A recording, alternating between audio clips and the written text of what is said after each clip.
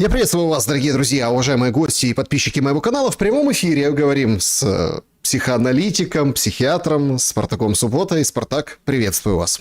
Здравствуйте, Александр, здравствуйте, аудитория.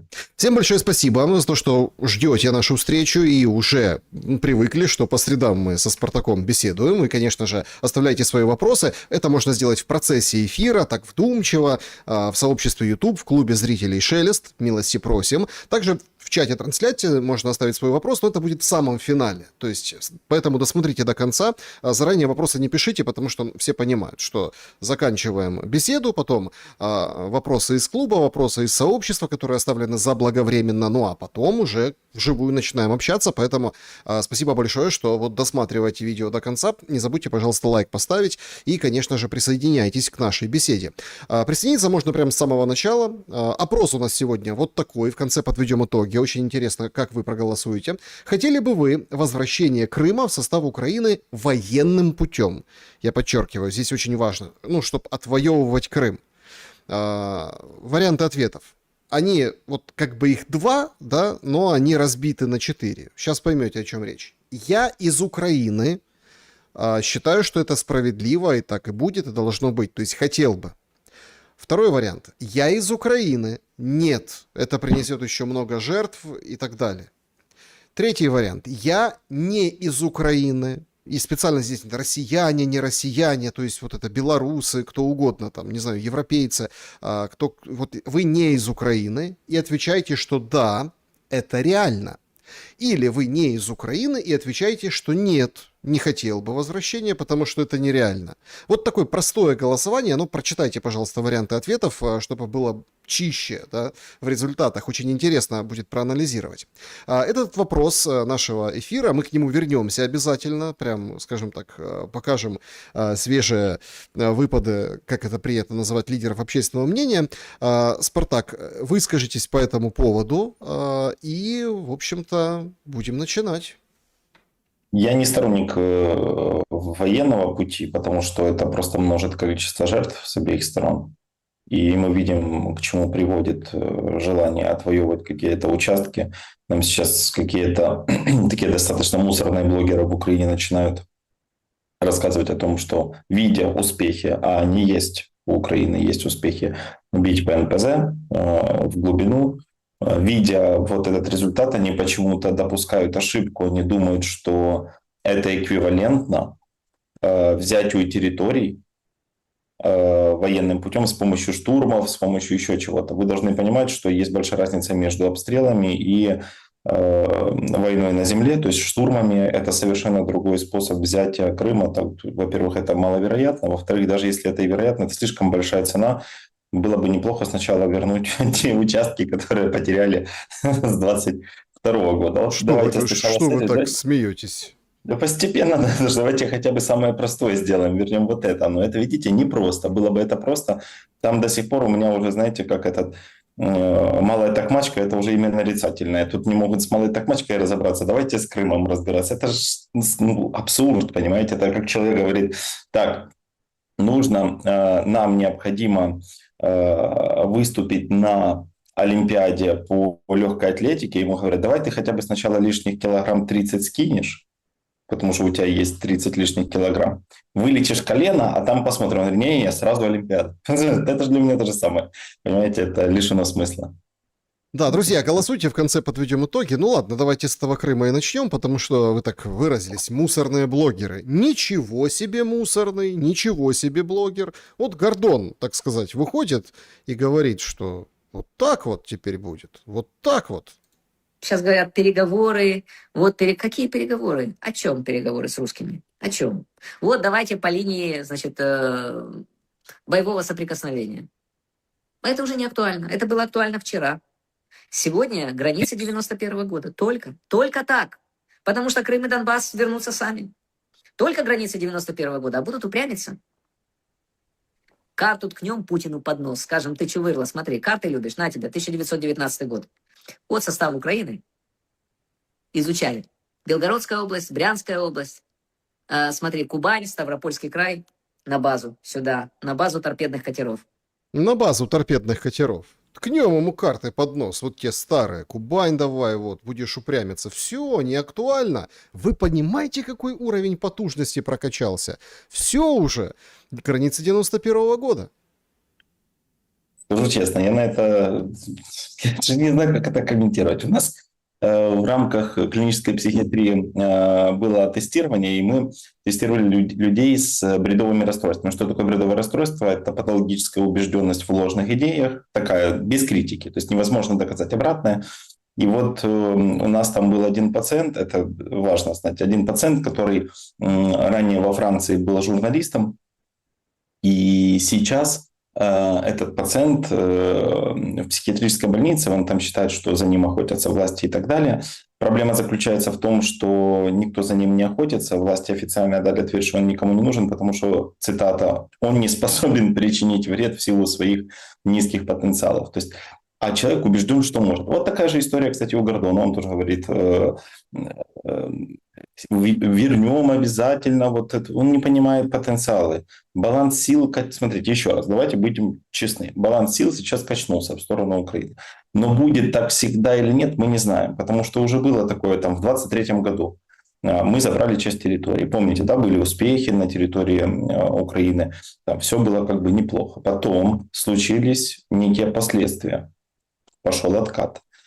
Это маятниковая история, знаете, то есть она вот как челночная дипломатия, война, она вот подобна этому.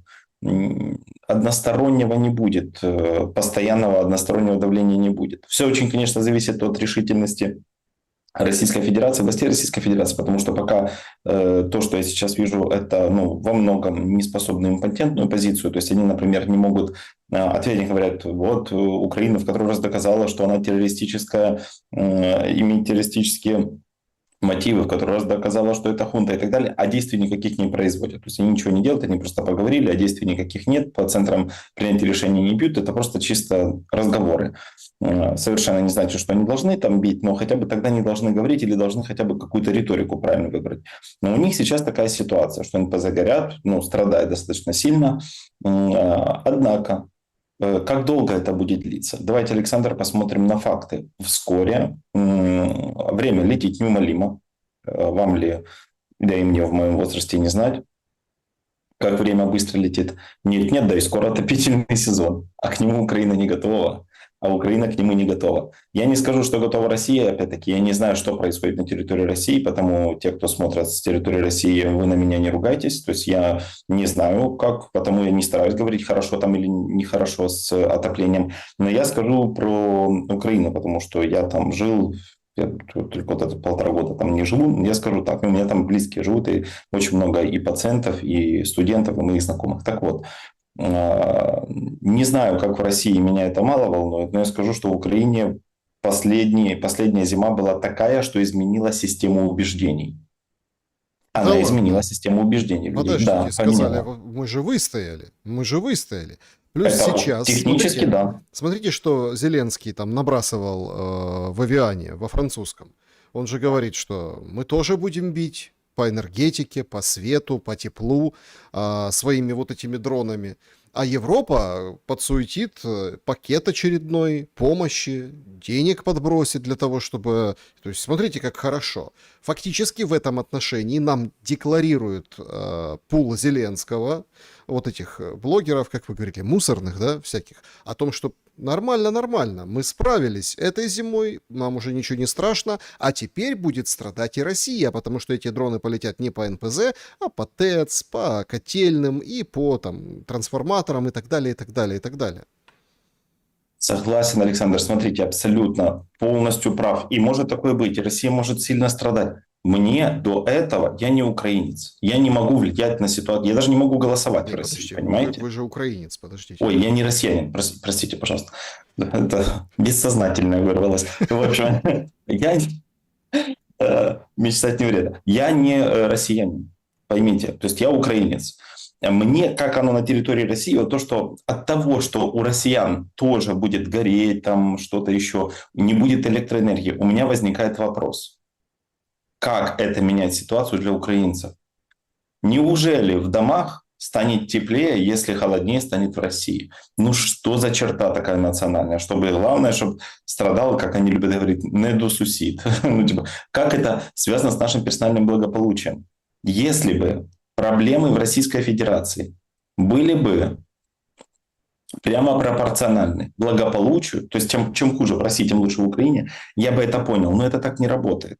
От этого нам легче не становится. У России тоже была достаточно серьезная проблема в прошлом и позапрошлом году. Но у нас же тоже били по нашим ТЭЦ и так далее. Какое мне должно быть дело? И вообще, какое дело должно быть украинцам до того, плохо или неплохо в России? Ты должен заботиться как президент о благополучии нашей страны, а не проблемах той страны. О проблемах той страны должно заботиться, разведка должна заботиться, СВР. Должны заботиться другие какие-то люди, но точно не президент должен думать о том, как плохо там должно быть, и благодаря этому мы будем чувствовать себя лучше. Это искаженная позиция, Александр, она навязывается в рамках индоктринации. Я вам рассказывал, что у нас сейчас диктуется специфический тип убеждений, что основным типом благополучия для Украины является неблагополучие для некоторых других стран. Это, кстати, не только для России. Например, там для Венгрии. Потом год назад я вам рассказывал, а вы точно помните эту историю, год назад, да, когда в Испании отключили свет, я уже здесь как раз был, отключили свет, там на 4 или на 5 часов пропал свет. Может, слышали, такую новость была. Значит, в Испании пропал свет на 4 часа и пропала мобильная связь. В связи с чем? В связи с тем, что переключение на атомной станции происходило, и было нераспределение, в общем, выпал. Как украинцы ликовали, что у испанцев, внимание, которые принимают украинцев, причем каких-то именно таких безнадежных, дают им возможность здесь жить, дают возможность работать, потому что дают временную защиту. Они ликовали, что испанцы осознают, как плохо было в Украине, когда отключается свет. Но, внимание, испанцы не то, что не горевали, они радовались. У них отключение света на 4 часа – это счастье. Ну, да, знаете, вы приводили такой пример. Но да, тут, смотрите, национальный менталитет наш. Менталитет, национальная черта, понятно. Но тут же, вот если возвращаясь к Крыму, да, то тут же как бы есть другое ощущение. Ощущение Крыма своим.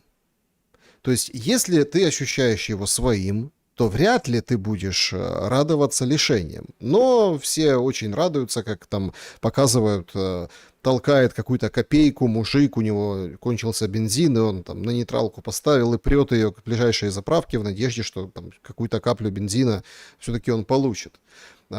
Это, Крым же получается, свой или не свой. И тут очень интересный момент. Над нами проводят такой эксперимент. Я хотел бы, чтобы вы тоже его прокомментировали. Как бы Крым, он чей? Крымчан, правильно? Ввиду вот этой уже продолжающейся недели 2,5 темы, кампании информационной, находят таких крымчан. Вот, пожалуйста, Чубаров. Есть такой Меджлис, с ним очень носились при Порошенко, немножко так подзадвинули там Муджабаев и скажем, Чубаров, да? И вот его подзабыли с новой властью, но теперь и для них нашлось место в этих тысячах головах Геббельса. Прежде всего напомню, 25 мая этого года я призвал всех сограждан Крыму, которые остаются верными украинскому государству, особенно тех, кто проживает вблизи военных баз, устроенных русскими оккупантами, и объектов критической инфраструктуры, серьезно задуматься о собственной безопасности, безопасности своих семей и по возможности покинуть эти районы. Вы и сами смогли убедиться, что это предупреждение было крайне своевременным. То есть, смотрите, я хочу, чтобы мы проследили логику вот этого обращения. Типа, крымский татарин, туда-сюда, да, он говорит, я вас предупреждал какого-то там мая, да, этого года, 25-го, я же предупреждал. То есть он что делает? Набивает авторитетности своим словам. Соответственно, сейчас мы услышали, что, допустим, это сбылось, так а что дальше будет? Вот уже более 3 недель вооруженные силы Украины наносят точные и эффективные удары по военным объектам русских оккупантов на полуострове. Как вы понимаете, интенсивность этих ударов будет только возрастать. В оккупированном Крыму также будет усиливаться дефицит бензина и других видов топлива, что в свою очередь спровоцирует коллапс в остальных сферах, прежде всего торговле продуктами питания и товарами первой необходимости. Подготовьтесь к этой ситуации заранее. Пожалуйста, продолжайте заботиться о личной безопасности. Все, кто ожидает освобождения Крыма от российских оккупантов, должны дождаться его живыми и здоровыми. Представляете как? То есть он проявил заботу. Говорит, живыми и здоровыми должны дождаться те, кто ждет Украину. Поэтому запаситесь продуктами, берегите себя, вот это все. Какой заботливый Рифатик.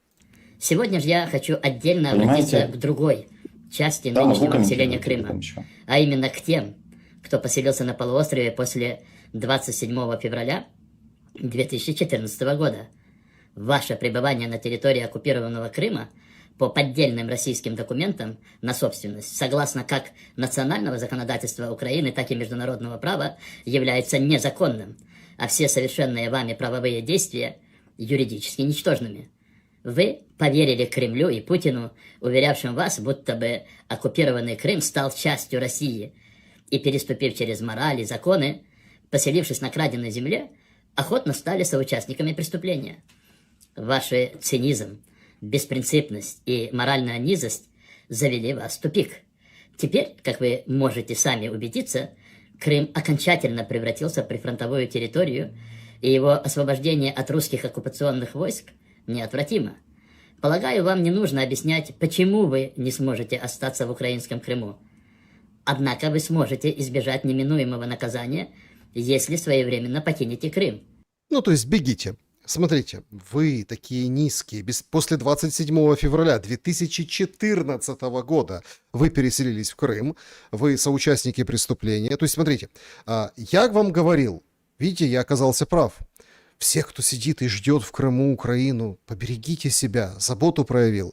А вот те, кто после 27 февраля там ноги в руки, улепетывайте, ваши вот эти бумажки, которые вы получили на собственность, ваши вот эти паспорта, вот это все, типа, пошли вон, давайте, выметайтесь, пока не поздно, потому что вы там ничтожное, плюс еще и аморальное. Вот такое обращение. И нам складывают картинку прям как бы подготовки к деоккупации. Они могут складывать, что им хочется. Картинки любого характера. Это не влияет на ситуацию, и сейчас это просто нарратив. Для чего он создан? Он создан для того, чтобы дарить людям надежду и веру в то, что возможно что-то изменить. Потому что нету более эффективной какой-то сейчас новой риторики, Александр. Я думаю, вы сами это видите, что уже не работает история с тем, что все понимают, что победить в этой войне, именно прям одержать такую победу, как они хотят, невозможно.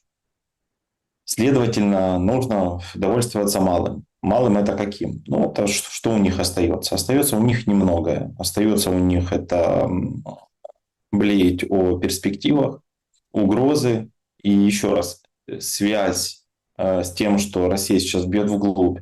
Украина бьет вглубь России, и что горят НПЗ, с тем, что вернется Крым назад, и нету никакой связи. Я не вижу здесь логического нарратива. Если вы видите, подскажите. Если вы видите в чате, подскажите. Потому что, еще раз, бить по дальние удары по инфраструктуре не могут разрушить инфраструктуру. Потому что если бы, внимание, давайте просто сейчас логически подумаем, если бы удары вглубь влияли бы на захват территорий, то Киев бы уже давно захватила Российская Федерация. Потому что вглубь она в Киев била все эти годы, попадала, правильно? Но это не влияет на ситуацию на поле боя, когда вы это поймете. Вам это уже 1000 раз Арестович говорил, вам это уже говорил Мураев. Все объясняли то, что любой эксперт, Мосичук даже говорил, что удары по инфраструктуре не влияют на ситуацию на поле боя, на самом поле боя. Оно усугубляет качество жизни граждан, вопросов нет. Оно усугубляет логистику, тоже вопросов нет. Но оно полностью не перевернет ход битвы. Эта война не так сейчас ведется. Да, гибридная война сейчас есть, но еще раз, это не то, что вернет Крым. Для того, чтобы вернуть Крым, в него нужно физически зайти. Вот прям нужно зайти, нельзя так сказать. Смотрите, крымчане, видите, как плохо при Российской Федерации? Вы страдаете, у вас нет воды, нету того всего. Передумайте. И они такие резко все передумали, и власть такая, и правда, что это мы вдруг вот это с Россией? Как они себе так они представляют, это будет происходить? Ребята, включите голову. Еще раз. Мне, допустим, как украинцу, конечно, хотелось бы иметь свободный доступ к тому, чтобы ездить в Крым, спокойно там отдыхать и так далее. Но легитимно, законно все это вернуть не получается. А военным путем не то, что не получается и не получится. Еще раз, это не так работает. вернуть Крым. Вот это интересно. Еще раз, какая связь между ударами вглубь и ударами по инфраструктуре с захватом этой территории? Причем они же даже бьют не по Крыму, они бьют по Питеру. Как удары по Питеру связаны с тем, что они возьмут... Александр, Ну, мне смотрите, кажется, что они здесь, какие-то... здесь очень, мне кажется, немножко там глубже история. Вот этим своим месседжем, во-первых, нашли типа крымского татарина, ну, он как бы крымский татарин, типа он хозяин этой земли.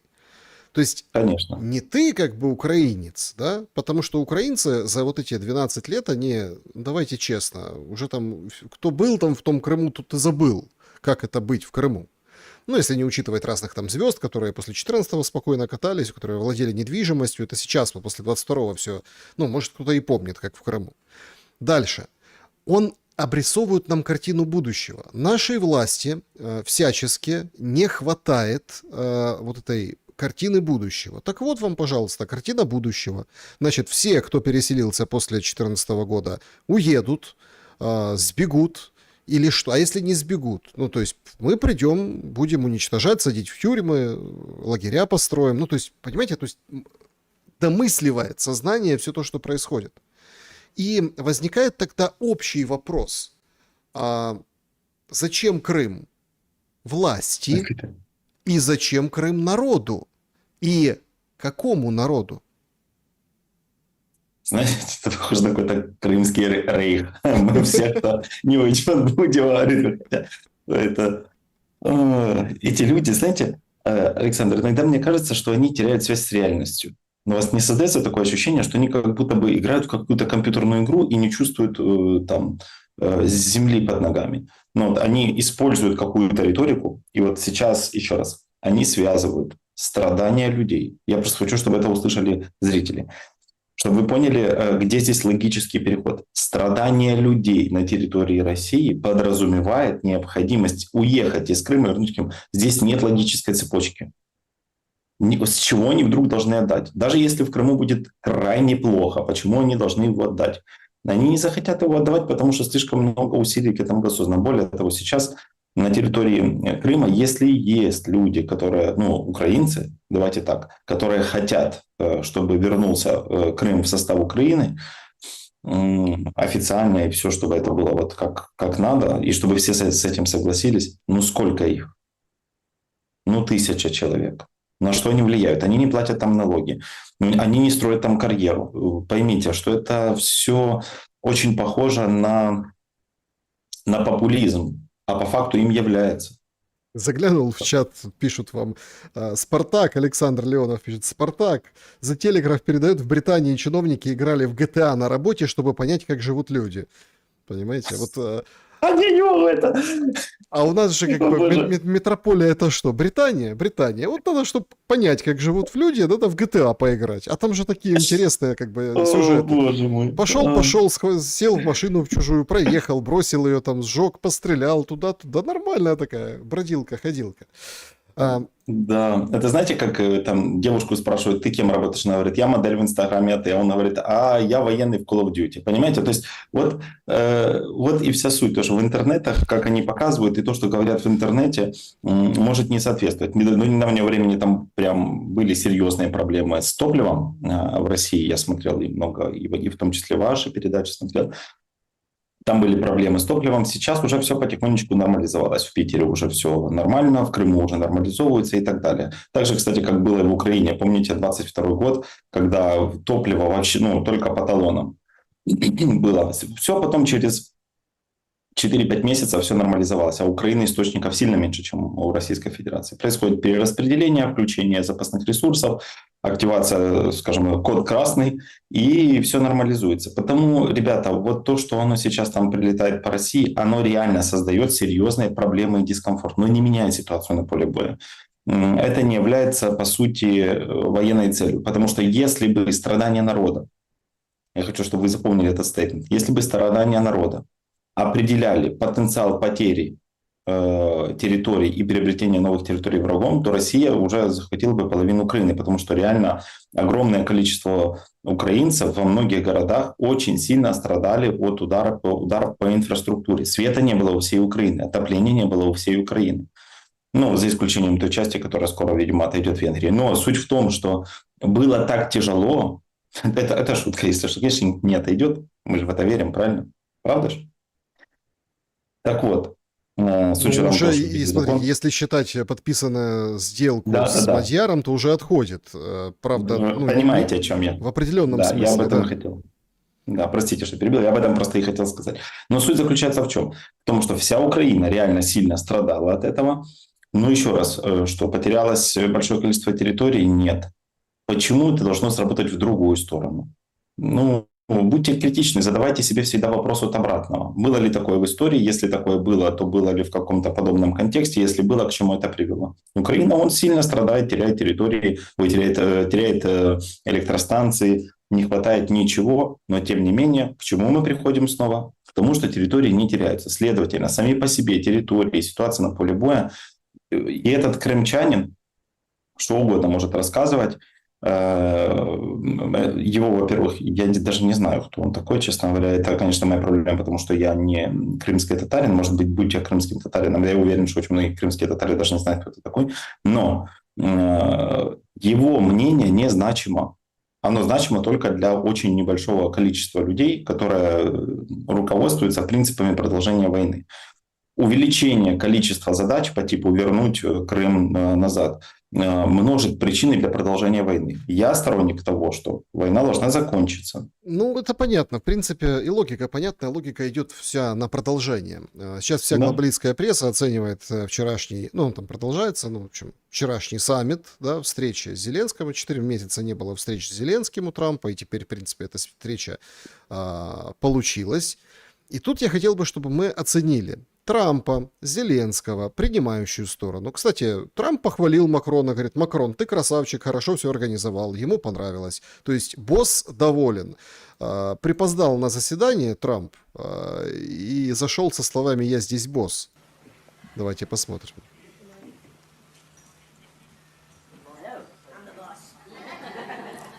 Все посмеялись. Как дела? Привет, я здесь босс. Да, там пожал ручку Макрону, все хорошо. Ну, то Okay. есть, Thank you, President. Dear colleagues. ну и там вы меня ждали. То есть видите, как саммит был вот такой. Сама встреча с Зеленским была вчера на стульчиках. Сразу есть такая параллель. И вот опять, ведь можно проводить эти параллели. Помните похороны Папы Римского прошлого?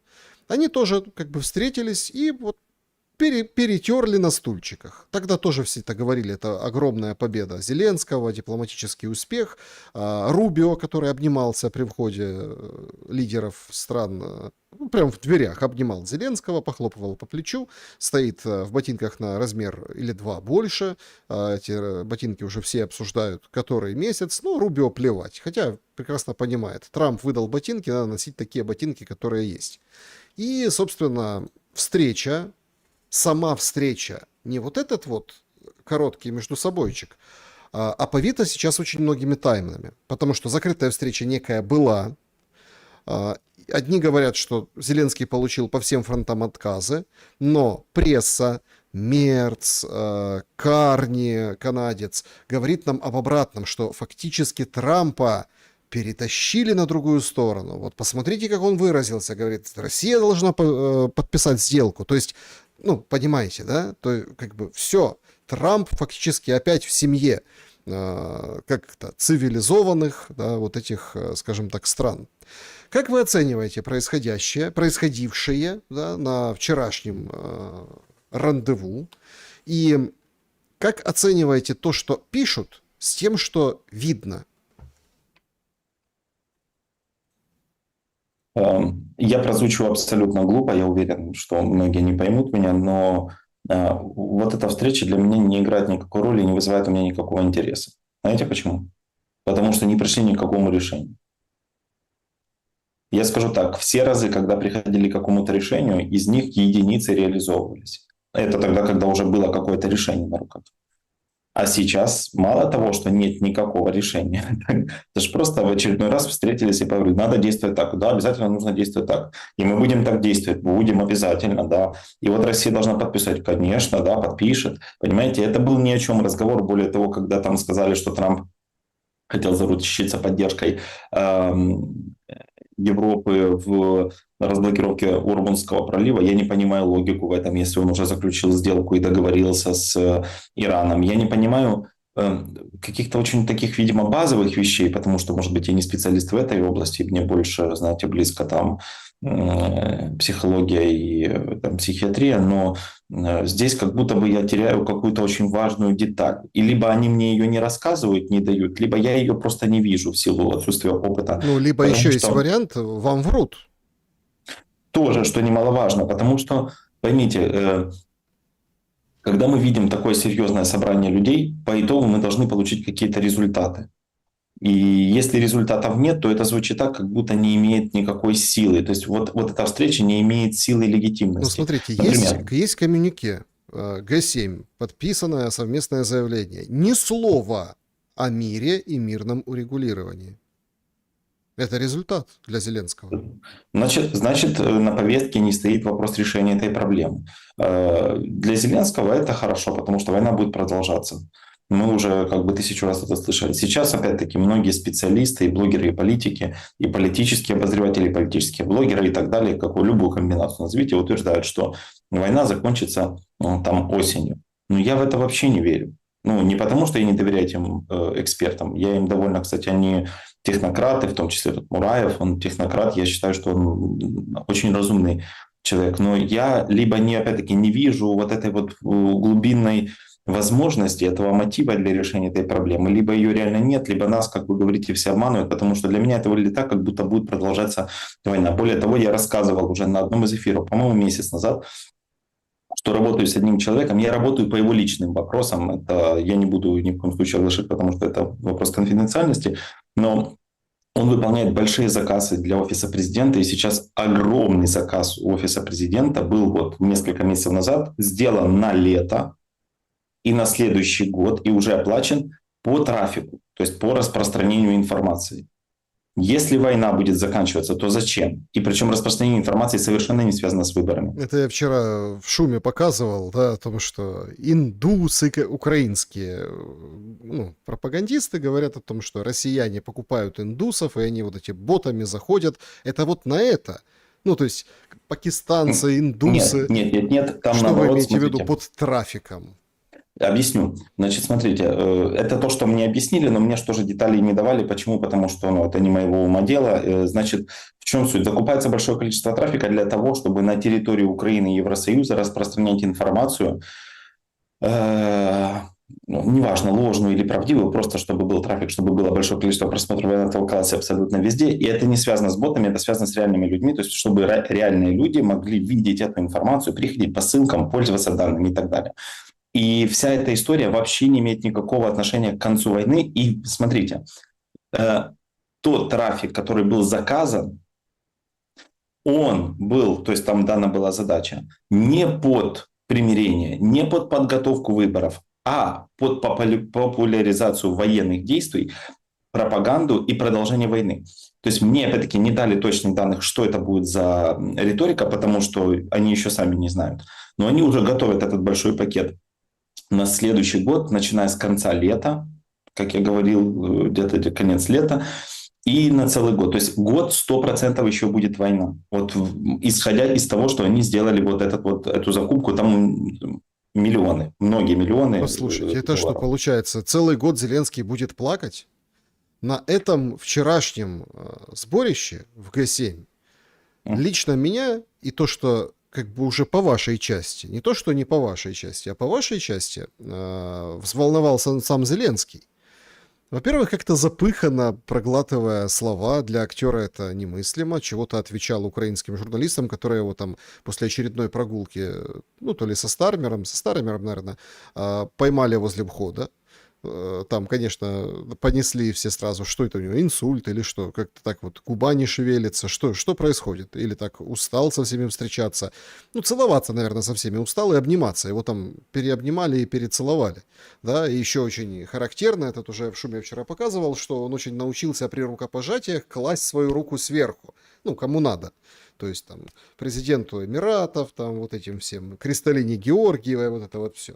Ну, то есть видно, что с ним работали, и видно, как он себя пытается вести, но лицо не держит вообще. И это многих, конечно, взбудоражило в комментариях и вчера, и сегодня. Не держит лицо. Понимаете, то есть что-то с ним происходит. И вот этот ответ на вопрос по поводу того, ну, журналистки, тут и лицо, и смыслы. Давайте посмотрим. Когда вы плакали в последний раз? Я постараюсь сделать это после нашего интервью, хорошо? Когда в последний раз? Знаете, это между нами. В общем, я нормальный человек. И у нас почти каждый день бывает много разных моментов. Много потерь на поле боя и среди гражданских. И происходят совершенно безумные атаки на наших людей. И это просто... Это не об этом. То есть это очень тяжело, правда. Когда я отдаю приказы, я говорил об этом. Для меня всегда тяжело, когда я отдаю приказы матерям и отцам. Тем, кто потерял своих детей, конечно, в такие моменты. Аурелия, я часто плачу. Ну, то есть он часто платит, он отдает приказ, отправляя кого-то на смерть, что чей-то папа, в общем-то, погиб и плачет по этому поводу. Слушайте, какой сердобольный оказался на 5-м году войны Зеленский. Я хочу обратить внимание на то, что вот у него на лице видно проблема с мимикой, с мышечными...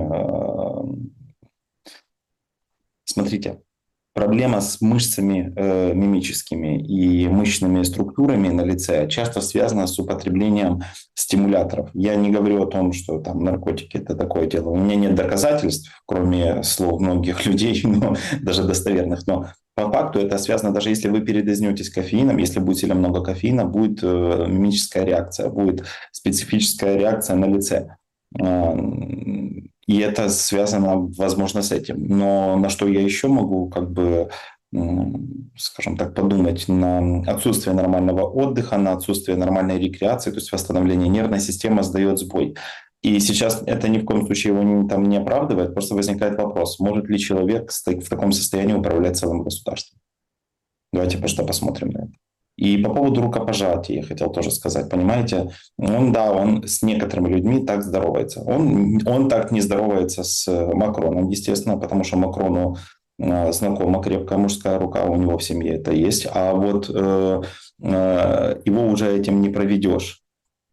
А вот с некоторыми другими он себе это позволяет, потому что это, еще раз, панибратство. То есть он думает, что он типа крут в этом вопросе, но он не понимает некоторых важных вещей, например, особенностей культур.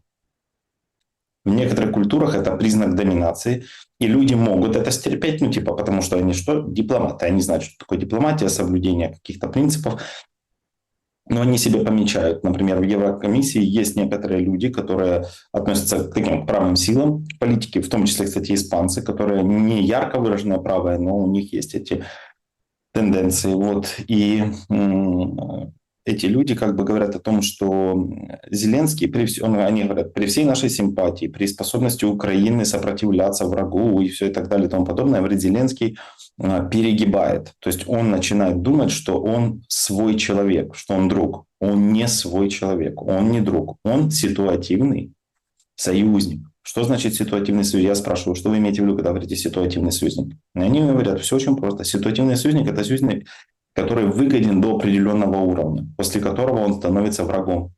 Ситуативный союзник никогда не становится нейтральным, он потом становится врагом.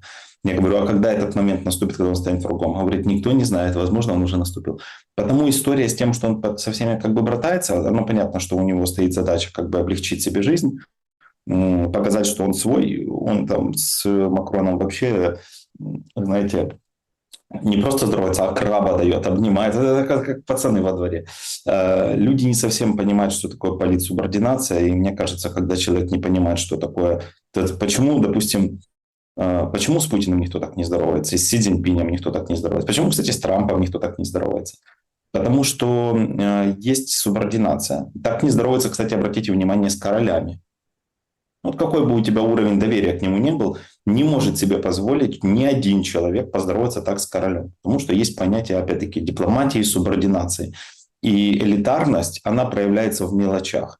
Наш президент не элита. С ним никто не считается. Это я вам когда-то приводил пример, что Зеленский и вообще наш олигархат, который не умеет в субординацию в политическом мире, не знает, как работает дипломатия, для большинства людей, вот представьте себе какое-то элитное там испанское королевство, там бельгийское королевство или, допустим, Лондон, и там сидят принцы, короли, которые знают, что такое этика субординации. И вот представьте, что к ним приходит очень богатый негр в спортивном костюме с барсеткой и говорит: у меня есть деньги, я такой, как вы. Мне говорят: ты что, выведите отсюда этого бездомного. А он супер богатый, он сильно богаче, чем они. Он может быть в 100 раз богаче, чем они. Но они ему ничего не продадут, не подадут руку. И, внимание, он не сможет зайти в тот сигарный клуб, где они сидят. Его не пустят, будет он хоть трижды, хоть богаче, чем Илон Маск. 3 триллиона у него будет. Не войдет. И это связано с уровнем элитарности и субординации. Никто никогда в жизни ни одну секунду не считал, что Зеленский является элитой, потому что элита не ведет войны таким путем. Ну, смотрите, он же демонстрирует в Украину и транслирует в Украину, что он элита. Более того, он уже переиграл Путина. Вот это, как бы... И у меня прямой вопрос к вам, как к психиатру: разрушение личности видно на лице по итогам там вчерашнего дня или нет? Вот смотрите, это же потрясающе просто. Идут там удары, тяжелые удары по стране. Каждый день гибнут люди. Зеленский фотографируется с фотографией, распечаткой рейтинга Путина. Представляете? Рейтинг Путина упал. Сегодня пришли очень интересные опросы к МИС. Они, понятно, не такие шокирующие, и с ними Зеленский не будет фотографироваться. Они такие больше, знаете... В общем, за последние 3 года у украинцев выросло желание сменить власть, включая даже президента, свидетельствует опрос. За замену Зеленского после завершения войны, ну, понятно, формулировка, да, то есть они не могут другую дать формулировку, но, тем не менее, отвечали-то вот, недавно. В 2023 году было 23%, сейчас 67%. За смену Верховной Рады было 69%, сейчас 83%. Кабмина было 47% в 2023 году, а в 2026 74%. Плюс, конечно, я уже не беру, это все повторили, все, кому не лень, что тот рейтинг Путина, который он показал и с таким довольным лицом презентовал, у Макрона, Стармера и Мерца, если собрать всех вместе, и того ниже получается. Кстати, это вообще, да, парадокс. И когда кто там, Шольц или кто там говорил, не, подождите, Мерц, по-моему, да, говорил, что мы Крым не отдадим. Это то же самое, как сказал, написал в твите у себя, ну, в X написал у себя Макрон, типа, требует открыть Ормузский пролив. И глава МИД сказал: так приди и открой. Это то же самое. Такой умный, ну, типа, сидит в Германии и говорит, рассказывает, что делать. Смотрите, ну, во-первых, я не знаю, вам, может быть, не очевидно, но я вам напомню, что вот эти вот люди, вот это вот вообще, это те, которые сказали, что сменить власть, это 100% зрадники и московиты. Ну, если вам это не очевидно, то мне очень жаль. Это первое. Точно это рука Кремля. Длинная рука Кремля. Это понятное дело, что потому что украинцы не хотят менять Зеленского. Это лучший президент за все времена. При нем стало сильно лучше. Смотрите. Не могу привести никакого примера. Но суть в чем? В общем, конечно, стало лучше, никто не хочет ничего менять. Если бы эти вопросы в рамках опросов задавались бы правильно, а что значит правильно? Вопрос должен быть открытым, вопрос не должен быть ограниченным, он должен быть анонимным. Он не должен происходить только по телефону, он должен иметь несколько вариантов голосования и ответов. Если бы была такая возможность, если бы это было можно сделать, мы бы увидели еще более печальные цифры для нашей власти. Я понимаю этих людей, на самом деле, все хотят уже поменять эту власть, все хотят, чтобы это закончилось. Просто некоторые люди, которые, смотрите, очень небольшой процент людей не хочет менять, и это 3 категории людей. Первое – это люди, которые не имеют отношения реально к войне, либо не живут давно в Украине. Второе – это люди, которые имеют непосредственное отношение к войне и зарабатывают на этом. Третье – это люди, которые хоть и не зарабатывают, но легитимизируют свой статус ничтожества благодаря существованию такого тоталитарного государства. Все. Есть 3 категории людей. Если остальные люди, которые считают, что Зеленский должен оставаться, власть не надо менять и так далее, я их не отношу никакой категории, потому что это люди с психическим расстройством. Ну, то есть мы как бы больных не осуждаем.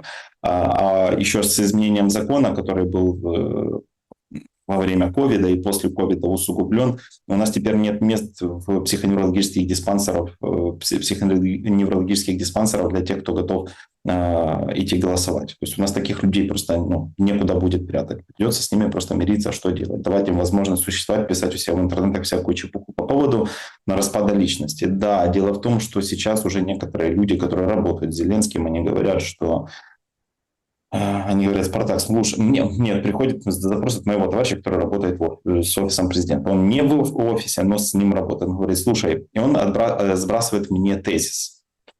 Говорит, смотри, человек делает вот так, вот так, вот так. На такой вопрос он дает такой ответ, он закрывается, не коммуницирует. Можно дать, вне рамок контекста дать свое заключение. Я ему, как клинический психиатр, говорю, смотри, если учитывать вот эту характеристику, вот эту, международной классификации болезней, это расстройство диагностируется по таким номерам F, такое-то, такое-то. Я ему скидываю, он читает, говорит, точно, это оно. Я говорю, а кто это? Он говорит, неважно. И мы все понимаем, кто это. Вообще состояние власти, оно демонстрирует вообще вот то, что внутри. Нам приоткрывает эту шторку. Я хочу, чтобы вы это прокомментировали. Это такая прям история. Федоров вышел в паблик недавно. И вот это прям очень интересные подробности его появления в паблике. От него же все ждут реформ ТЦК. Становится только хуже. Лубенец уже там, я не знаю, кричит, все, хватит. Хотя Лубенец, он там сначала тихонечко, омбудсмен, типа права человека защищать. Народ вскипает. Убийство за убийством. В общем, ТЦК лютуют, да, до такой степени лютуют, что есть даже преступления, которые там связаны с сексуальным характером, и вчера ГБР, невозможно не закрыть, невозможно закрыть глаза, невозможно не закрыть этих ТЦКшников в Одесской области, да, которые вот это все делали, их там принимали, показывали. У нас каждый день то ли там какая-то драка с ТЦК, то ли какие-то лопаты летят по горбинам вот этих товарищей в зеленом. Но Федоров нам, во-первых, дает надежду в своєму медіапроявленні. Посмотрим. Українська балістика змінить все у цій війні. Вона змінить взагалі статус України в світі. Ми вже його багато разів змінили, це взагалі інша ліга. Тому я не хочу з одного боку завищувати очікування, з іншого боку підказувати нашому ворогу щось. Але я тут можу тільки процитувати нашого президента про те, що балістика українська буде, і вона буде бити по Росії. Немає жодної проблеми фінансової з розробкою української балістики. Ой, как они смеются. Будет баллистика, она изменит все. Это будет клуб других государств. Вот сейчас баллистика полетит, и все изменится. Это комментировали, да, вот это как бы устрашение, вот это нарратив. Вот сейчас баллистика полетит, сейчас все будет. И так они улыбаются. Ой, полетит по России баллистика. Но тут ключевой момент. Он говорит, денег хватает. То есть это зафиксировали. Логично в этом интервью звучал вопрос, так а что у вас вообще с закупками Минобороны? Воруют же, воруют. Поразительный ответ Федорова, просто поразительный. Ви собі не можете уявити, з яким натиском ми зустрічаємося при реформі закупівель Міністерства оборони. Найбільший бюджет країни. Значит, он сразу говорит, он встречается с натиском. То есть давят. Когда мы пытаемся реформировать систему закупок, на нас давят. Кто эти люди? Дальше вообще интересно. Велика кількість інтересів, багато підсанкційних осіб, які там мають якийсь бізнес і його лобіюють. Компанії, які заробили там сотні мільйонів або мільярди доларів. У нас підсанкційні особи мають можливість... Це окрема тема. Вони заходять через інших людей, які там створюють компанії. То есть, смотрите, какая дичь творится. Подсанкционные какие-то люди имеют возможности делать закупки, связанные с Минобороны. Они заходят под другими именами, другими людьми, вот это все. Но тут же важно показать, да, у них там и трансформация сил обороны на экране написано. Важно показать. Так от Федоров, что ты делаешь? І так далі, корумпують когось. Велика кількість корумпованих людей, яка була в Міністерстві оборони, в інших інституціях. Я перші кілька тижнів провів з правоохоронцями, збираючи інформацію, вони малювали, де, хто, з ким. Хто тримає цей район. Гіпотези, скажімо, тому що це без суду, да, гіпотези. Але потім ми, коли порівняли всю інформацію, патерни вималювалися, що є люди, які є в кожному з правоохоронних органів на радарах. Ми тоді сказали, що давайте проведемо всіх через поліграф, хто не погодився відразу звільнені, хто погодився, погано пройшов звільнені, хто хто пройшов нормально, залишилися працювати. Тобто прям цілі агенти компанії працювали в міністерстві, просто їх потрібно було виганяти. Я зібрав всіх людей, які в екосистемі Міноборони, це тисячі людей, не можна було фізично зібрати, зробив дзвінок по Зуму, кажу, дивіться, хто з вас буде працювати, хоч одна схема, хоч одна думка, хоч одна компанія, подумають про гроші, про схему, я особисто все зроблю, щоб ви сіли. Вот так вот. Все сделает, чтобы они сели. Представляете, какой борец с коррупцией Федоров? Знаете, власть у нас коррумпированная почти полностью. Когда я говорю почти, это та категория людей не коррумпированных, которые не дали такую возможность. Все остальные коррумпированы. Понятное дело, но как он собирается это менять, но он не озвучил реальную возможность это изменить. Он говорит о том, что он хочет сделать, но он не говорит, как это будет делаться пошагово, потому что в этом случае он потеряет расположение великих, кого он цитирует, там, Зеленского. То есть у него не будет возможности лишить государства такой значимой части бюджета, как коррупция. Коррумпированная часть власти, она никуда не уйдет. И я, в принципе, понимаю, что коррупция была, есть и будет всегда, но она должна хотя бы иметь потенциальный шанс быть наказуема, а у нас нет. У нас некоторым людям дают 40 за воровство телефона. Вот украл телефон, там человек сел на 6 лет. А за коррупцию в миллионы. Там требуют какие-то штрафы в несколько тысяч и отпускают. Понимаете? То есть нужно учитывать, что у нас нет верховенства права. Потому что та часть верховенства права, которая называется Конституционный суд, и раньше был Ступицким, теперь нету у нас этого органа, просто не могут собрать группу этих специалистов, которые будут этим заниматься. Как можно наказывать и регулировать законы в государстве нормально, эффективно, и наказывать людей, которые их нарушают, если у нас нет органа, который это может реализовывать. История с НАБУ понятна, но чем она закончилась, мы тоже все видим. Закончилось тем, что просто, допустим, тот же Ермак вышел. Ну, то есть, типа, понятно, это дело будет тянуться, что попало будет происходить, и ничем это не закончится. Он по-прежнему у власти, понимаете? То есть люди, которых обвиняют в, скажем так, вещах, которые точно не предусматривают срок, ну, типа в свободе слова, они реальные срока получают по 15 лет, там получают Так какие-то... нет свободы слова, и индульгенции нет. Вчера, Ну, что вы такое говорите? вчера, Ну, Усик сегодня... же сказал, что есть. Вот вы берете и Нет, сразу скажите правду. индульгенции нет. Вчера-сегодня разворачивается очень душещипательная история. Есть такой телеграм-канал, очень популярный в Украине, «Труха». Он и региональный, он и непосредственно, скажем так, один общий. Короче, целая сетка телеграм-каналов. Вчера Стерненко выдал возмущенный пост, что вот смотрите, как вообще это возможно, что россиянин Удянский стал, ну, по его данным, он советник Федорова, Стерненко, по его данным, как вообще он мог стать собственником такого телеграм-канала? Где наша контрразведка? Где все? Вы что? Как это так? А сегодня немножко подробностей по этому поводу пришли. Несколько дней назад, а я видел, кстати, эту публикацию, что, значит, на Трухе было сообщение. Завтра мы расскажем про коррупцию на закупках дронов, которую организовал лично Федоров. Именно тот самый Федоров.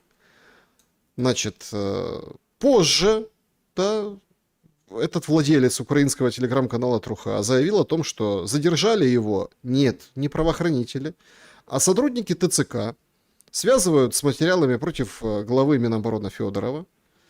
В течение последнего месяца ресурс работал, ну это прошлый, да, вот хозяин, Лаврененко, над расследованием коррупции в оборонке, которая, по его оценке, может привести к одному из крупнейших скандалов в оборонке Украины с начала полномасштабной войны. Анонсировали материалы о коррупционных схемах Федорова. Потом он утверждает, что во время подготовки публикаций столкнулся с давлением, а его самого выследили, задержали 5 ТЦКшников. Он также заявил, что по имеющейся у него информации это произошло по личному указанию Федорова. Что произошло после задержания, Лаврененко не уточнил. Кроме того, советник Стерненко вступает в бой за Федорова и обвиняет в угрозах распространения фейков. Стерненко вообще критикует Труху, говорит о том, что Лаврененко были приключения во Львове какие-то. Причем это настоящий, как там выражается тот же Мосейчук, жабогодюкинг. То есть там внутри очень нездоровая атмосфера. Это труха, которая лояльна к офису президента и к Зеленскому лично. Я представляю, если бы мы с вами так сидели, обсуждали и говорили, ну, конечно, да, коррупция плохо, но там зато здоровая атмосфера в коллективе. Было бы очень смешно. Такой, вы, конечно, юморист. У вас умер стендап-комик. Смотрите, хотя мы еще все впереди, мы не знаем, чем это все закончится. Мне кажется, новости чем дальше, тем больше похожи на стендап. Идея заключается в том, что они должны создавать иллюзию происходящего такого давления на власть. И вот якобы мы проверяем, потом оказывается давление. Но по своей сути это ни на что не влияет. То есть давайте посмотрим на конечный результат. Все, что в жизни происходит, оно должно приводить к какому-то результату. Положительному или отрицательному. Отсутствие результата, как некоторые говорят, тоже результат. Правда, но не в случае, например, с наказанием виновных, не в случае, когда люди умирают и ничего нового не происходит. То есть кто-то же должен понести ответственность. Пока что ответственность никто понести не может. По поводу того, что сам Федоров там может быть замешан в коррумпированных связях. Давайте возьмем пример человека, мнение которого для меня играет важную роль, когда я слушаю очень последовательно логичная позиция. Понятно, что он трикстер, он умеет красиво играть на публику. Но вот возьмем Арестовича. Арестович очень лоялен был к Федорову. Все это знают, он часто об этом говорил. Но даже последнее время, когда задают вопрос, вот был у Латынина он на эфире, и задал ему вопрос по поводу Федорова. Он говорит, если бы, говорит, когда-то я бы сказал, конечно, да, что типа можно было бы взять Федорова во власть и так далее, если бы я пришел, там, стал президентом и так далее. Это гипотетическая история была. Говорит, но сейчас, учитывая то, насколько он замешан в коррупционных схемах, что он имеет сейчас такую... Он не говорит репутация. Дело в том, что Арестович к репутации относится так же, как и я. Репутация – это власть быдла над человеком, и человеку не принадлежит его репутация. Репутация принадлежит средствам массовой информации. Так вот, он говорит о том, что сейчас, учитывая апдейт по ситуации, говорит, я бы Федорова во власть не брал. А это человек, который к нему очень лоялен. И он уточнил, при том, что я люблю Федорова, говорит, при том, что я считаю его умным, он молодец, гений и так далее, говорит, сейчас бы не брал. Мы можем предположить, что если уже самые лояльные люди меняют свою позицию, причем такие лояльные люди, которые не боятся критики или осуждения, то, возможно, что-то меняется в верхушке, правильно? То есть меняется позиция. А если меняется позиция, то, быть может, гипотетически, не точно, быть может, следует пересмотреть свое отношение ко всему тому, что нами ранее считалось святым, правильным и так далее. Причем, как может быть человек министром обороны, если он даже никогда в армии не служил? Вот я просто не совсем понимаю, как устроена эта система. Почему, например, министр здравоохранения должен быть врачом, а министр обороны может быть тупо любым человеком, который просто когда-то продавал какие-то курсы в интернете, по сути, это был скам, он скамил людей, и сейчас, как это работает, почему это должно происходить? Потому что он талантливый, вопросов нет, Федоров талантливый, у него там есть какие-то преимущества и все остальное, но не имеет никакого отношения к обороне. Потому история с тем, что он может быть коррумпирован, да, такое вполне себе может быть, я допускаю, что такое есть, более того, я знаю некоторые моменты вывода средств через одну биржу, как они выводят, по 50 миллионов выводили, я вам рассказывал еще осенью, которая была прошлой осенью. Понимаете, тут же дело не в этом. Это война за потоки, то, что мы наблюдаем. А пока идет война за потоки, идет абсолютно реальная война, которая убивает реальных людей. Новость сегодняшнего дня. Значит, вооруженные силы Украины запустили дрон, и дрон атаковал автобус. А в автобусе ехала детская футбольная команда из Беларуси, под Брянском, да, на отдых в Геленджик. 6 человек ранено, там сопровождающая, в общем-то, убита, да, сообщают так. Точно, что 6 ранено, и 4 детей из 6 ранено. То есть война перебрасывается на очень понятный гражданский сектор. Причем в белых перчатках не оказывается здесь Украина. Потому что, как и россияне бьют, и погибшие, да, там в Харькове, Запорожье, ну, Киеве, понятно, да, то есть, но этих погибших, ну, уже, ну, как бы, никто, не то, что никто не считает, этих погибших уже не берут в медиа, как бы, разработки, пиар, какие-то вещи. Берут там лавра, кресты вот эти, которые упали. Вот что сейчас важно. А то, что в самом Киеве, ну, это же тоже, извините, новость сегодняшнего дня. Рассказали кто? Самые честные журналисты ТСН. Скорая не приезжала во время обстрела к жителю Киева Юрию Терещуку. Он был тяжело ранен в живот после удара. Рассказал в 103, ему сказали: ваш вызов принят, ждите, закончится тревога, поедем. А у него ранение в живот. В частную клинику звонит. В частной сказали, что бригада примет решение, ехать или нет, на усмотрение свое. Ну, они частники, не могут себе позволить. Значит, и, в общем, потом перезвонили и приехали потом. Да? Сам Юрий, этот, получивший ранение в живот после обстрела, медицинский работник, убежден, что врачи согласились ехать под обстрелом исключительно из солидарности к нему, что он тоже как бы врач. Заведующая отделением скорой помощи сказала журналистам, что во время обстрела скорая имеет право не ехать. Ну, то есть имеют право не ехать, потому что опасно. Вызовы принимаются в обязательном порядке, бригады все равно выезжают, мы не ждем отбоя, работа продолжается.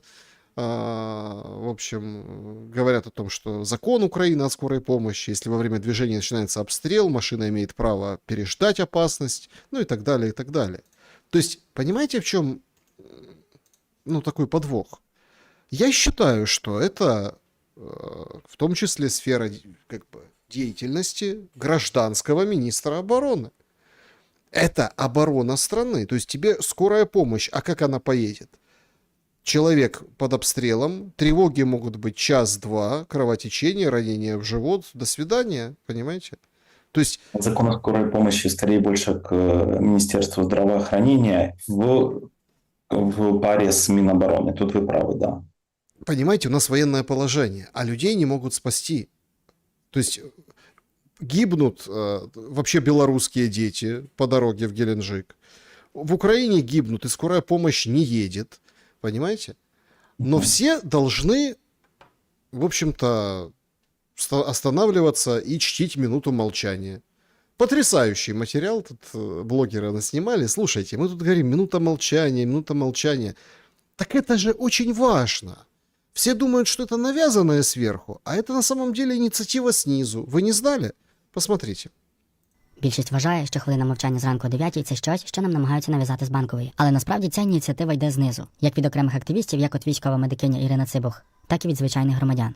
Проблема передусім полягає в тому, що якщо, живучи у містах, оминати кладовища, то дуже легко забути тисячі тих, хто віддав найцінніше. Точніше, не віддав, а в них його забрали наші недосусіди. Станом на зараз в багатьох містах України культура пам'яті знаходиться на дуже низькому рівні, і це потрібно змінювати. Розумієте, коли ми не можемо як суспільство віддати шану тим, хто віддав життя за нас, то чи маємо ми взагалі право на існування як суспільство? І де, як не тут, на ЧК-фесті, який організований в пам'ять Ірини Цибух, про це нагадати і згадати. Також ви можете бачити на мені бренд Палай Купало, і вони віддають 50% всього заробітку від цього одягу на потреби 59-ї бригади. Таким... Ну, понятно. То есть тут реклама, давайте...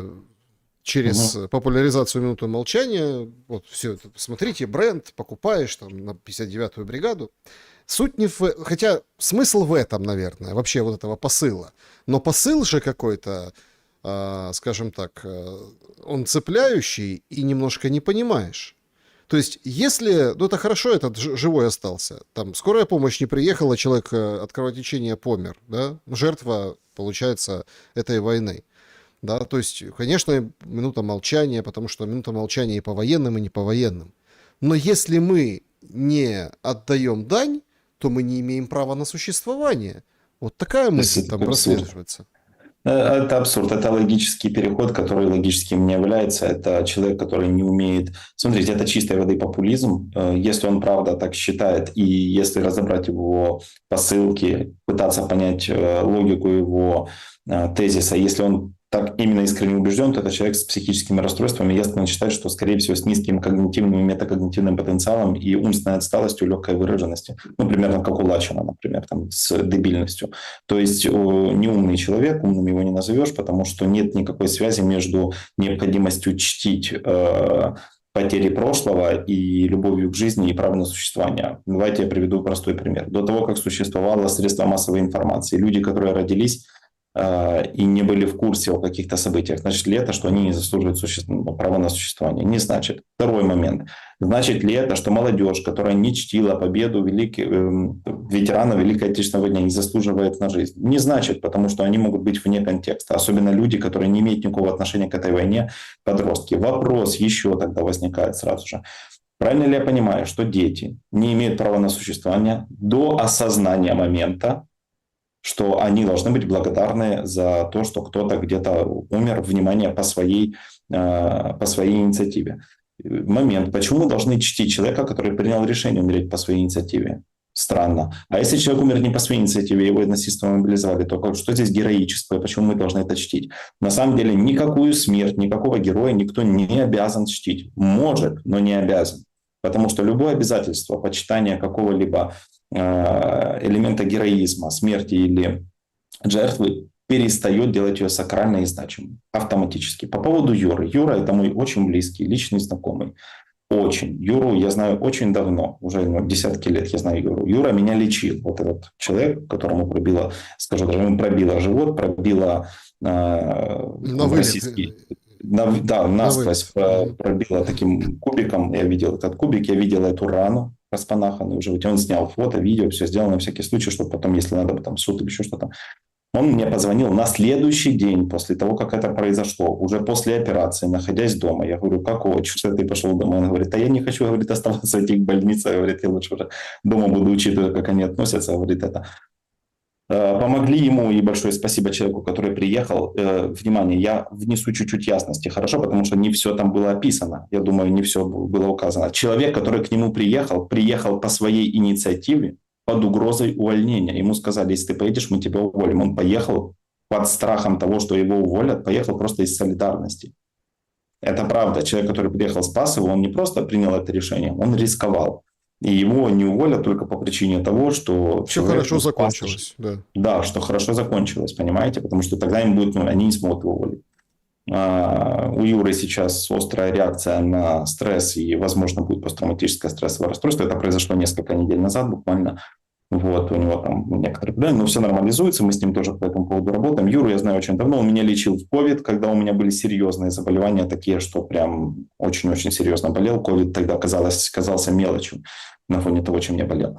Так что я знаю, когда он приезжает, и он как медик работал всегда очень эффективно, он жертвовал всем, потому что это его обязанность. Он очень упирается в понятие долга медицинского и так далее.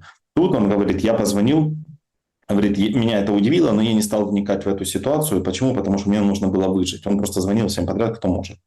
Потому, да, надо делать реформы. И возникает вопрос, почему мы должны чтить мертвых больше, чем те, кто скоро станет мертвым, если мы не уделим им внимания? Может, давайте позаботимся в конце концов о живых, но мертвым дадим возможность все-таки уже отдохнуть, может, хватит их дергать бесконечно. Вы знаете, у нас очень часто возникают вопросы, буквально еще там одну тему и перейдем к вопросам зрителей, потому что это прям очень интересно. Ну, во-первых, да, в сети набирают популярности, ну, там, ролика, как это было раньше. И вспоминают там всякие рекламы. Например, там реклама Киевстар, что «Алло, папа, ты где?» А папа там срывается, чуть его спасают на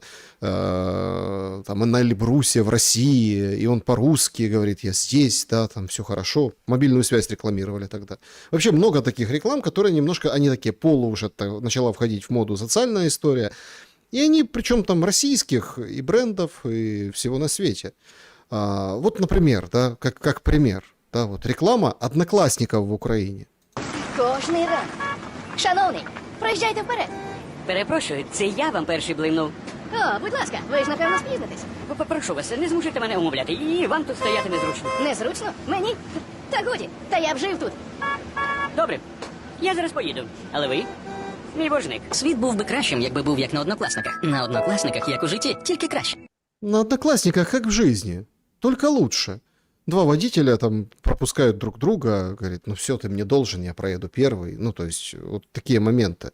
Понятно, что там утрировано о добре, о каких-то вещах, но это же одноклассники. И это было в Украине, на украинском телевидении. Яндекс был, Украина. То есть, все было по-украински. Но это кажется какой-то, знаете, ну, этого кто не помнит, это кажется вообще как вообще позапрошлой жизни, непонятно с кем, непонятно как, насколько... И было ли вообще, да. И было ли вообще? Это сейчас скажут, это эффект Манделы, этого не было, все там, это вырезали из памяти. Но всегда в понимании завершения войны всплывает фактор поколения. Почему вот это стало возможно? Все сравнивают с героическими подвигами Второй мировой Великой Отечественной, все сравнивают себя там с другими, с отцами, дедами. А может, все-таки секрет в поколениях? Потрясающие мысли. Ну, почему это возможно? Так издеваться над большим количеством людей. Потрясающие мысли, вот девочка рассказала в соцсетях. Я хочу, чтобы вы это прокомментировали. Мне эта мысль не дает покоя. Вот я 85-го года рождения, ребенок 90-х. И я воспитывалась, как вот во всех этих советских фильмах, ну вот сейчас современных, например, «Батя». Вот примерно в таких же условиях. Значит, я должна была все. Уметь дома прибираться, готовить на всю семью, заправлять за всеми кровати, не пить, не курить, не гулять, не матюгаться, хорошо учиться, поступить в институт, не принести в подоле, вовремя выйти замуж, родить детей. Ну, чтобы перед соседями было не стыдно. Но в то же время наши родители перед нами ничего не должны. Они все пили, курили, гуляли, мы там спали где-то на корточках, на жердочках, потому что было время тяжелое и вообще нечего их судить. Окей, мы переходим в новый этап жизни, да, когда у нас появляются дети. Мужа я здесь упущу, хотя на секундочку, и там-то мы ни хера себе чего должны. Наши дети. Я вчера поднимаю тему о том, что должны читать, писать, прибираться, мне говорят, ничего они вам не должны. Это вы им должны на себе пример показывать. Себя воспитайте. Не пейте, не курите, не гуляйте, не матюгайтесь, не тусуйтесь, там, видите себя прилично, читайте перед ними книжки. В общем, будьте приличными людьми, и тогда ваши дети вырастут. Но они не должны не прибираться в своей комнате, потому что это их территория, не трогайте их. Они не должны читать, потому что они не хотят. Они захотят, они все возьмут в интернете. Отстаньте от детей. И мне интересно, а где тут нашу прослойку 90-х наебать-то смогли? То есть я должна и родителям, и детям, а мне не должен ни родители, ни дети. Ёб твою мать. Мне на секундочку, в этом году тоже 40 лет. И у меня вопрос, а когда можно это уже будет? Когда я никому ничего не должна-то буду? 60 уже внуки появятся, я и там буду должна. Как так получилось, да, ребят? Объясните, как так получилось, что целое поколение оказалось в должниках у родителей, у своих детей? И вот я почему здесь подтягиваю под эту поколенческую историю происходящее сейчас событие с вот этими там «ты должен 9 утра, там минутой молчания, ты должен идти». Потому что кажется, что вот это поколение, которое всем должно, и предыдущему, и будущему, вот именно вот этот 80-е, там 90-е, ну вот в этот период, да, вот его-то как раз и выбивают. Тут работает два эффекта. Первый – это апелляция к морали. А мы помним, что мораль – это хуже нравственности. Мораль – это представление, навязанное о нормах поведения. И если мы думаем, что нормы поведения нам навязываются непосредственно обществом, то не совсем так. Общество транслирует их. Например, ты должен стоять, иначе мы тебя накажем. А кто изначально это придумал? Изначально это придумано, это идет сверху вниз. Вот этот вот парень, который, видимо, некомпетентен в вопросах социальной динамики, он не понимает, что это не снизу вверх решается, будут стоять люди на минуте молчания или нет, а сверху вниз. То есть если человек не сталкивается с наказанием, потому что буквально недавно было вот видео, смотрели ж мы, да, где мужик кричал, азовец, я не знаю, или не азовец, но кричал стоять и матюком. Дятел, стал. говорит, дятел. Стой, дятел. Идет процессия. Ну, что-то такое, ну, типа, там, с угрозами, типа, иначе сам будешь там, ну, в общем, вот, и что это снизу идет? Не снизу, это идет сверху, потому он ошибается. Это первая причина, это ложная мораль, введение моральных норм на основании потребностей управленцев общества поддерживать свою легитимность. Это первая. Вторая причина, по которой это происходит, неспособность человека принять статус причины того, что происходит с ним или с другим. Это называется отсутствие ответственности. Дело в том, что с течением времени мы перестали брать на себя ответственность за свои поступки, ну и за способность повлиять на других людей.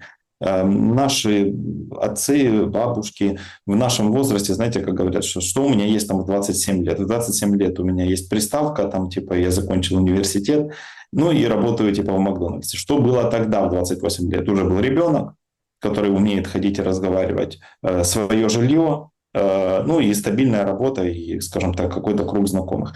С течением времени это все размывается, потому что размывается ответственность. Ответственность — это вот по определению Леонтьева, один из психологов великих отечественных, это способность принять на себя статус причины того, что происходит с тобой или с другими. Обратите внимание, нас же учат не брать на себя статус причины. У нас виноваты кто угодно. Там виноваты русские, там виноват Путин, там Трамп виноват, тут виноват Макрон, потом виновата Европа, потом виноват Урмутский пролив, а в Урмутском проливе виноваты и те, и пятый, и десятый, кто угодно, только не мы. И такое селективное мышление реально нам свойственно, и оно приводит к тому, что мы не решаем ни одной из проблем, мы просто множим другие. Потому что если, я говорил эту фразу, да, когда палец указывает на небо, дурак смотрит на палец. И мы все время смотрим на этот палец и думаем, ну как палец виноват. А дурак как бы не способен выйти за границы этого понимания. Что кто-то этот палец в руке это держит, это чья-то рука. Мы должны думать, чья. Потому что нам каждый раз расскажут, что это рука Кремля. Но надо все-таки задуматься и понять, что это наши руки. Смотрите, все-таки тут все равно есть какой-то временной разлом. И тут я как бы согласен с девушкой, да, которая говорит, мы должны там родителями, должны хорошо учиться. Сейчас вот к детям подойди, они не должны, это ее свобода. То есть временной вот такой переход поколений. А вообще, конечно, жуткое, конечно, поколение. То есть Союз развалился, 90-е, потом пошли революции в Украине, там, да, одна за другой. Сейчас вообще одна война, вот эта вот, которая чуть меньше локально, но если брать человека, который на Донбассе, то это 2 войны уже. Ну, то есть, или там одна затянувшаяся, но тем не менее, там по-разному можно считать и относиться. Не, без идеологии я говорю с позиции судьбы человека. То есть, это правда какая-то вот история? Но тем не менее, как бы это поколение воюет, потому что должно. Получается, на этом все и, собственно, и строится. Поразительная история. А жить когда?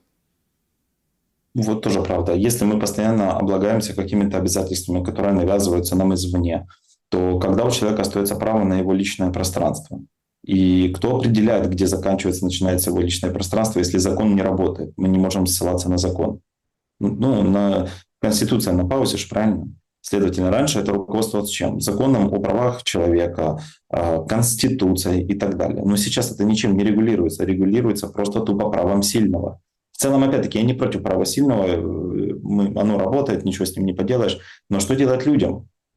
То есть, что делать людям, которые не защищены? А они реально не защищены, если тут даже право сильного не работает. Тут даже сильный не зависит от своей силы. Он зависит только от диктата, который действует на праве того, что слабые не способны быть защищены. Раньше право слабого защищалось законом. Сейчас чем?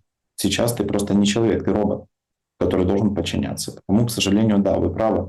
Но мы приходим к тому, что сейчас ты всем должен, но не себе. И ты сейчас, получается, что самое удивительное, ты даже близким не можешь быть полезен. Сейчас общество будет определять, сможешь ты быть полезен близким или не сможешь. Под обществом подразумевается не вот эти низы, как говорил этот блогер, бедолага, а под обществом подразумевается тот нарратив, который, как в 1984 Оруэлловском, спускается сверху вниз. Черное — это белое, белое — это черное, добро — это зло, зло — это добро, мир — это война, война — это мир. Потому нет возможности людям выйти из этого. Просто ждать, пока сменится власть, потому что даже сменить ее силой просто маловероятно.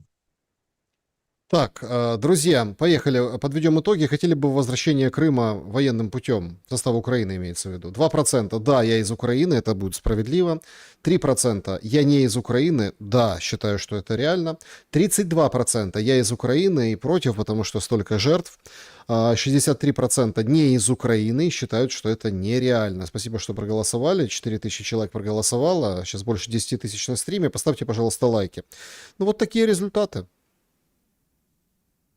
Ну что, в принципе, очевидно было, как по мне. Друзья, перейдем к вашим вопросам. Давайте из сообщества начнем. Режим Блиц, вопросов много. Поехали. Здравствуйте, Спартак. Какова вероятность того, что дефицит бензина в России – это деланная история, итогом которой будет выход на некие мирные договоренности с Украиной? Маловероятно, потому что нет никакой выгоды для российских властей в создании дефицита и проблем, потому что потом приходится, поймите, Россия слишком большое государство, это не Украина, и количество людей, как в Украине сейчас там уже 20 с чем-то миллионов, а там по-прежнему 130, да, или 140 миллионов. Нужно учитывать то, что регулировать потом социальный конфликт значительно сложнее. С точки зрения массового управления, которое насаждается в рамках массовых психологических экспериментов, это просто невыгодно, не ресурсно, не рационально никак. Потому это не деланная история. Это реальная проблема, которая впоследствии будет решаться. И поверьте, не хочет, я не думаю, скажем так, я не умею читать мысли, но я не думаю, что Путину выгодно договариваться и продавливать историю на основании таких поражений, которые связаны с отсутствием топлива, которым Россия славится. Это же странно. Здравствуйте, Александр. Спартак. Вопрос к Спартаку. Насколько хватит Путину продавить интересы России и довести назначенные цели до логического завершения? Ведь нужно учитывать очень многие условия. Хватит ли ему воли против западной машины? Я думаю, воли хватит. Проблема заключается не в том, хватит воли или нет, чтобы продавить цели. Вопрос в постановке целей. Мы не знаем целей, никто нам их не озвучил. Будем знать цели, будем понимать, насколько это вероятно. А так, кстати, я вам скажу так, любому управленцу хватит воли это все продавливать до тех пор, пока он у власти. Петр, во сне мы проживаем целые сутки за какие-то 5 минут сна. Возможно такое, что однажды кто-то из человечества проснется и скажет, что наша жизнь, вся наша история всего лишь его сон? Да, были у нас такие в психоаналитическом диспансере. Были такие с бредом величия, бредом тотального управления. Я вам скажу больше, у нас и мессинг был, так что, конечно, сталкиваемся. Скажите... Не исключено, что Зеленский в один из дней проснется и скажет, это все вам показалось сон, и вообще все это не то. Спартак, скажите, вы могли бы кратко выделить психотип Зеленского и Трампа, и чем он обусловлен? Благодарю, Александр, всем добра. Смотрите, у Трампа и Зеленского нет, потому что в рамках его психотипа мне необходимо больше было бы информации. Могу предположить, что среди характерологических патологий у него есть ярко выраженные нарциссические тенденции, связанные с демонстративными элементами. То есть у него мозаичное расстройство личности могло бы быть. Но диагностировать четко не могу, потому что я как специалист считаю, что диагностировать по картинке это не совсем правильно. Например, я могу Федорова, потому что я лично с ним общался, его видел. Мы с ним работали. По нему можно было бы сказать. А вот по Зеленскому нету такого контакта. По Трампу легче, потому что он все это демонстрирует. Я думаю, что у него ярко выраженные антисоциальные черты в сторону такой инструментальной психопатии. У него основная задача – это личный заработок и собственное благополучие. До тех пор, пока его собственное благополучие коррелирует с благополучием США, он будет это делать. Он способен допускать ошибки, нести ответственность за эти риски, которые впоследствии переложат на других людей, потому что у него есть такая возможность. Но я вижу у него холодность, циничность, отсутствие эмпатии, манипулятивность. Многим людям с психопатическими тенденциями это свойственно. Угу. Спартак, суббота, война нового гибридного типа. А это в том числе, кроме как убить врага, вытеснить коренное население, чтобы заместить мигрантами, либо любителями Машиаха. РФ готова встречать Машиаха или нет? Ведь в России запрещено говорить, что крымских татар выселил Сталин по требованию Лондона, условное открытие Второго фронта, чтобы переселить в Крым избранный народ. Что вы об этом знаете? Очень интересный, кстати, очень хороший комментарий. Смотрите, это не простой комментарий, Александр. Суть заключается в том, что здесь продемонстрирована политика двойных стандартов и селективного мышления, и плюс генерализации. Некоторые вещи, например, запрещены, в том числе в Российской Федерации, из-за того, что есть проблема с критикой другого населения, не обязательно коренного, потому что Россия позиционирует себя как многонациональная страна. И при этом же необходимо как-то поддерживать идею о том, что одна часть населения может выехать, другая должна остаться, и тогда кому дать предпочтение? Коренным, либо приезжим, потому что приезжих нельзя наказывать, потому что это разжигание межнациональной розни, а коренных нельзя, потому что это является основой избирательной группы. То есть они относятся к избирателям, на которых мы как бы должны все-таки полагать больше надежды. Очень интересный вопрос на самом деле. И тут я не знаю, как может выкрутиться правильно и качественно российская власть, если они будут придерживаться этой политики. У нас, кстати, такая же история. Понимаете, у нас идет патологическое поддержание абсолютно любых, казалось бы, типов национальности, но у нас есть там, допустим, ненависть в Украине Украине там у нас серьезная русофобия, да, ну, там они прям ненавидят русских, грубо говоря, не все украинцы, да, но это политика такая. Возникает вопрос, как потом нормализовать право людей поддерживать любую национальность, вне зависимости от того, к какой группе людей эта национальность будет относиться. Проблема, видите, и никто ее никак бы решать не собирается, потому что все почему-то думают о том, что когда война закончится, она закончится тем, что русские перестанут существовать. Статистически с большей вероятностью перестанет существовать украинец, к сожалению. Спартак, какую компьютерную игру вы бы порекомендовали британским чиновникам, чтобы понять же, как живут люди? GTA, походу, не работает. Или теперь только Game Over и в морг? Спасибо. Для того, чтобы понять, как работает жизнь, я бы порекомендовал поиграть британским специалистам в Dark Souls. Это игра, которая наполнена болью и страданиями и не дает возможности не то что расслабиться, а получить хоть какое-то удовольствие от самого процесса. Вот так вот примерно сейчас выглядит жизнь постсоветского пространства. Ой, ну опять Федоров раздухарился, а мы в прямом эфире, приходят новые его цитаты, Блумберг цитирует, ну там поделюсь, телеграм-канал. Министр обороны Федоров заявил, что Крым скоро превратится в остров. Происходит изоляция Крыма дронами. В ближайшее время выйдет так, что Крым превратится в остров. Это может привести к очень непредвиденным последствиям для русских. На вопрос журналистов о том, будет ли весело на полуострове, он коротко ответил: там будет сдец. Вот так. Ну, почему после этого крымчане должны хотеть присоединиться, стать в составе Украины, я не понимаю. Но я понимаю его популизм, понимаю его, как вы говорите, раздухарился, вопросов нет. Для людей, которые, как я, плохо разбираются в географии, но все-таки чуть-чуть что-то я понимаю, сделать из полуострова остров с помощью дронов невозможно. Кто не знает, держу в курсе. Полуостров не определяется наличием моста. То есть, если полуостров нельзя сделать, разрушил мост. Дело не в одном мосту. Это интересные люди. То есть, видите, проблема отсутствия образования, насколько она проявляется. Мы из полуострова сделаем остров. Как? С помощью дронов. Гений. Ну, вот так и живем. Гениально. На самом деле, риторика о Крыме только нарастает. На этом фоне теряется Константиновка. Бомбится Лиман, заход в Лиман, удары ствольной артиллерии по Славянску. И вот те мощные высказывания Зеленского о том, что мы не отдадим Донбасс, ну, его пока, вот видите, да, там, может, не быстро, по-разному можно оценивать, военные там эксперты пускай оценивают, быстро, не быстро, но там идет движение. А все люди заняты, конечно, их головы о том, как в Крыму будет плохо и как он станет островом, а не полуостровом. Ну, вот так раздергивает внимание. Спартак, спасибо большое за то, что присоединяетесь к эфирам, общаетесь в прямом эфире, отвечаете на вопросы. За время и мысли спасибо. Спасибо, Александр, и аудитория. Друзья, берегите себя, следим за всем происходящим. Поставьте лайк, не забудьте этому эфиру. Добра и света,